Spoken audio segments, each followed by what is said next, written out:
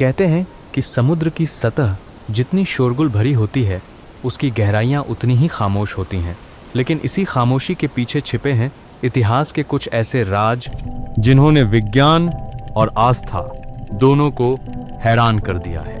क्या हो अगर मैं आपसे कहूं कि अरब सागर की गहराइयों में, जहां सूरज की रोशनी भी मुश्किल से पहुंचती है, वहां एक पूरी की पूरी नगरी दफन है। जी हाँ, यह कोई काल्पनिक कहानी नहीं, बल्कि भगवान श्री कृष्ण की नगरी द्वारका की सच्चाई हो सकती है। नमस्कार दोस्तों, स्वागत है आपका स्टोरी टेल पर।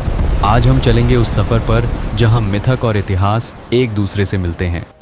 सबसे पहले एक जरूरी बात को क्लियर कर लेते हैं। अक्सर लोग द्वारका और बेत द्वारका को लेकर कंफ्यूज हो जाते हैं।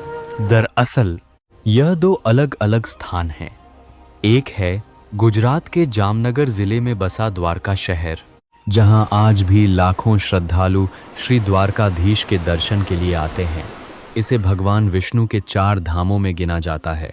वहीं दूसरी ओर है बेत द्वारका। यह मुख्य भूमि से करीब 3 किलोमीटर दूर समुद्र के बीच स्थित एक द्वीप है। पहले यहाँ पहुँचने के लिए नावों का सहारा लेना पड़ता था, लेकिन अब यह सड़क मार्ग से जुड़ चुका है। पुरातत्व विभाग की खुदाई में यहाँ द्वापर युग के कई अवशेष मिले हैं, लेकिन असली खेल तो पानी के नीचे है। समुद्र की तह में करीब 130 फीट की गहराई पर जब आर्कियोलॉजिस्ट्स की टीम उतरी तो उनके होश उड़ गए। वहां उन्हें सिर्फ पत्थर नहीं, बल्कि एक सुव्यवस्थित शहर के निशान मिले। खोजकर्ताओं को वहां 9000 साल पुराने बर्तन, तांबे के सिक्के और ग्रेनाइट पत्थरों से बना एक विशाल ढांचा मिला। यह ढांचा किसी महल या किलेबंदी जैसा लग रहा था। हैरानी की बात यह है कि इस नगरी का विस्तार करीब 150 किलोमीटर तक बताया जाता है, जो कि भागवत पुराण में वर्णित द्वारका के माप से मेल खाता है। कई विशेषज्ञों का मानना है कि यह वही नगरी है जिसे भगवान कृष्ण ने बसाया था। लेकिन सवाल यह उठता है कि आखिर यह नगरी बनी कैसे और डूबी क्यों? चलिए जानते हैं इसके पीछे की पौराणिक कथा।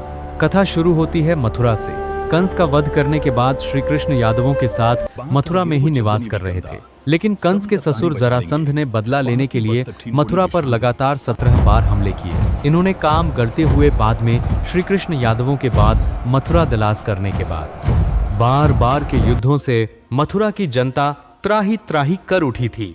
श्री कृष्ण जानते थे कि अगर वे मथुरा में रहे तो अनगिनत युद्ध होंगे और प्रजा का नुकसान होगा। इसीलिए उन्होंने एक क्रांतिकारी फैसला लिया। उन्होंने मथुरा छोड़ने और समुद्र के किनारे एक नई नगरी बसाने का विचार किया। किंवदंतियों के अनुसार श्री कृष्ण ने समुद्र देव से प्रार्थना की।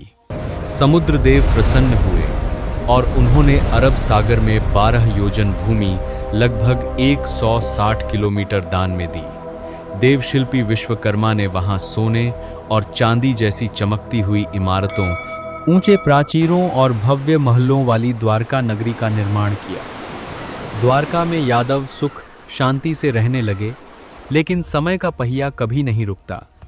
महाभारत युद्ध के बाद जब कौरवों का सफाया हो गया तो माता गांधारी का दुख सागर में उमड़ आया।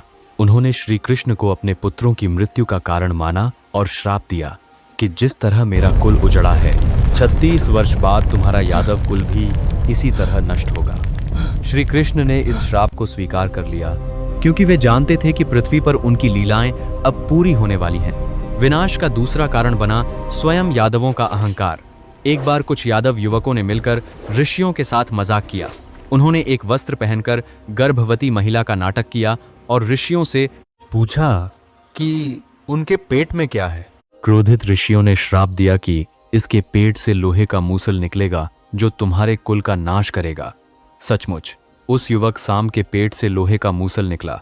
यादवों ने घबराकर उस मूसल को पीसकर समुद्र में फेंक दिया, यह सोचकर कि श्राप टल गया। लेकिन विधि का विधान कुछ और ही था। समुद्र में फेंके गए लोहे के टुकड़ों को मछलियों ने निगल लिया। बाद में जब मछुआरों ने उन मछलियों को पकड़ा तो उनके पेट से वही लोहे के टुकड़े मिले। एक शिकारी ने उन टुकड़ों से एक जहरीला बाण बनाया।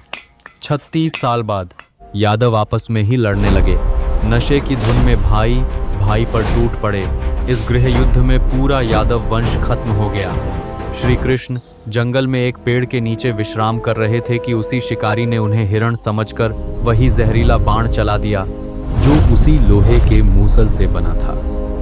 बाण लगते ही श्री कृष्ण ने अपना दिव्य देह त्यागा और वैकुंठ लौट गए। श्री कृष्ण के जाने के बाद अर्जुन द्वारका पहुंचे, लेकिन तब तक बहुत देर हो चुकी थी। नगरी में अराजकता फैल चुकी थी। अर्जुन ने बची कुची प्रजा को लेकर द्वारका छोड़ दिया और जैसे ही आखिरी इंसान वहां से निकला, सागर की लहरें उठी और वह स्वर्ण नगरी हमेशा के लिए पानी में समा गई। दोस्तों, आज भी समुद्र की गहराइयों में मिले अवशेष गवाही देते हैं कि शायद यह कथा केवल कल्पना नहीं थी। विज्ञान और पुराण दोनों के बीच की इस कड़ी को जोड़ने के लिए शोध अभी भी जारी हैं। भविष्य में हो सकता है कि हम आम लोग भी पानी के नीचे जाकर इस प्राचीन नगरी के दर्शन कर सकें। आपको इस रहस्य के बारे में क्या लगता है? क्या सच में द्वारका समुद्र में है? कमेंट में अपनी राय जरूर दें। अगर यह वीडियो आपको पसंद आया हो तो इसे लाइक करें और स्टोरी टेल को सब्सक्राइब करना न भूलें। मिलते हैं अगले वीडियो में एक नए रहस्य के साथ। तब तक के लिए जय श्री कृष्ण।